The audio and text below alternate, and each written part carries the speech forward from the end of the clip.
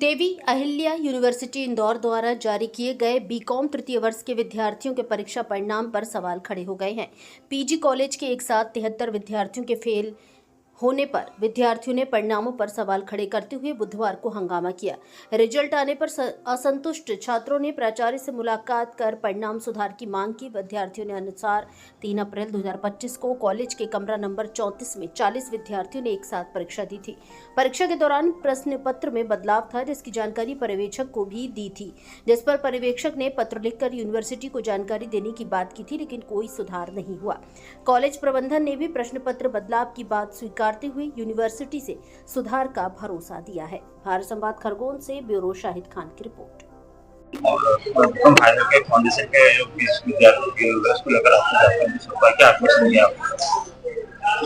क्या 3 अप्रैल को जो फाउंडेशन का पेपर हुआ था, उसमें यूनिवर्सिटी के द्वारा जो पेपर आया था उसमें ए और बी में तो कंट्रोवर्सी हो गई थी।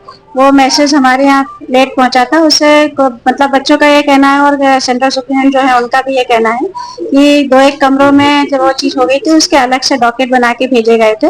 और अभी मैंने एग्जाम में कंट्रोलर यूनिवर्सिटी बात करी है, तो उनका ये कहना है कि आप लिस्ट भेज दीजिए, कल तक उनका निराकरण हो जाएगा।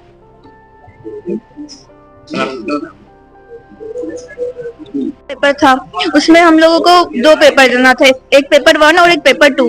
तो वहाँ पर जो सर मैम आए थे बाहर से, उन्होंने हमें पेपर 1 की जगह पेपर 2 दे दिया और पेपर 2 की जगह पेपर 1। और है ना, बहुत ज्यादा मिसअंडरस्टैंडिंग हो गई थी उस बीच में। और नीचे सर मैम आए, उन्होंने कहा कि हम एप्लीकेशन दे देंगे डीएवी वालों को, और कोई एप्लीकेशन नहीं दी। जब हमारा रिजल्ट आया तो हम लोग सब फेल थे।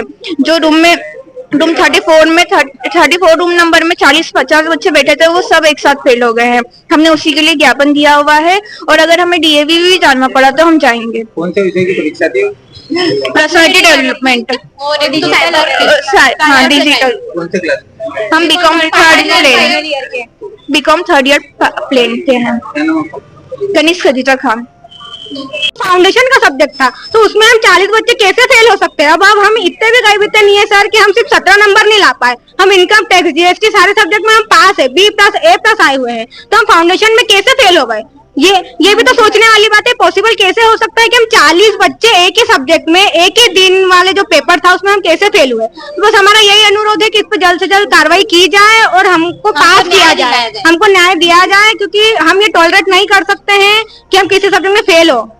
कीर्ति चौहान। तो पेपर गलत दे दिया गया था। जो फर्स्ट पेपर हमको देना था उसकी जगह सेकंड पेपर पहले दे दिया गया था। तो इसमें गलती हमारे स्टाफ की है, या तो फिर कॉलेज वालों की होगी या फिर यूनिवर्सिटी की होगी। तो हम इसके लिए ज्ञापन देने आए हैं, और हम मतलब पूरा कॉन्फिडेंस है कि हम पास है। इसमें से ऐसा क्यों कि जो दूसरे रूम नंबर में बैठे थे वो सब पास है, और जब हम 34 रूम नंबर वाले स्टूडेंट सब एक साथ कैसे फेल हो सकते हैं। सबसे मेन बात ये है। और वो पेपर, उसी पेपर में एक ही ऐसी सिचुएशन हो रही है, तो फिर ये हम क्या, इसके लिए चाहे हमें यूनिवर्सिटी में आगे कंप्लेन करना पड़े तो भी हम जाएंगे।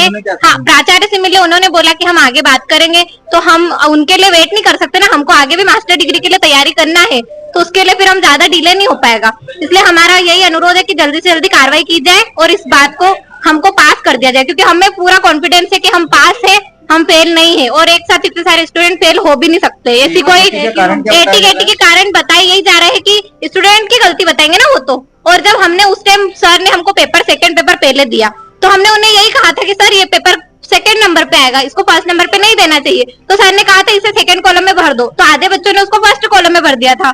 अब ये सर ने, फिर हमने बोला कि सर हमको मार्कशीट चेंज करवा दो। सर ने मना कर दिया कि नहीं, उसकी कार्रवाई हम कर देंगे, हम एप्लीकेशन दे देंगे। तो सर ने दी नहीं, और अब हमारा कल जब रिजल्ट आया तो फिर उनमें गलती किसकी है? ये गलती कोमल सोलंकी। हमें जल्दी से जल्दी